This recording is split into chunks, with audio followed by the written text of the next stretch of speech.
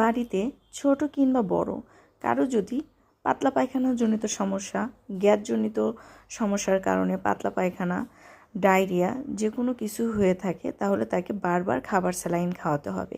খাবার স্যালাইন গোলার নিয়ম: প্রথমে একটা পরিষ্কার গ্লাস নিতে হবে এবং একটা চামচ নিতে হবে। তারপরে হাফ লিটার পানি মাপার জন্য অন্য একটা গ্লাস লাগবে কিংবা যে কোনো কিছু লাগবে। পানিটা মেপে নেওয়ার পরে পরিষ্কার পাত্রে সেই পানি দিতে হবে। এটা কিন্তু কোনো গরম পানি দেওয়া যাবে না কিংবা ঠান্ডা পানিও দেওয়া যাবে না। একদম স্বাভাবিক লো টেম্পারেচারের পানি, যে পানিটা আমরা স্বাভাবিকভাবে খেয়ে থাকি, সেই পানিটাই দিতে হবে। তারপর ওর স্যালাইনের যে প্যাকেটটা আছে সেই প্যাকেটটা খুলে সম্পূর্ণ প্যাকেটটা কিন্তু পানির ভিতরে দিয়ে দিতে হবে। আত্মীয় স্বজনের ভিতরেও শুনেছি একটু একটু করে স্যালাইনগুলো খাওয়ায়, এটা অনেক মারাত্মক। আবার দেখা যায় যে অনেক পানির ভিতরে স্যালাইন দিয়ে গুলে থাকে, সেটাও কোনো উপকারে আসে। এগুলো সবই ক্ষতির কারণ। যেভাবে স্যালাইনটা গুলতে হয় ঠিক সঠিক নিয়মে স্যালাইনটা গুলতে হবে এবং বাচ্চা কিংবা বড়দের খাওয়াতে হবে।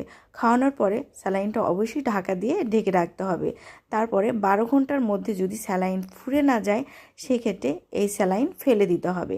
আর 12 ঘন্টার মধ্যে একটু একটু করে এই স্যালাইনটা খাওয়াতে হবে। ভিডিওটি ভালো লাগলে পাশে থাকবে।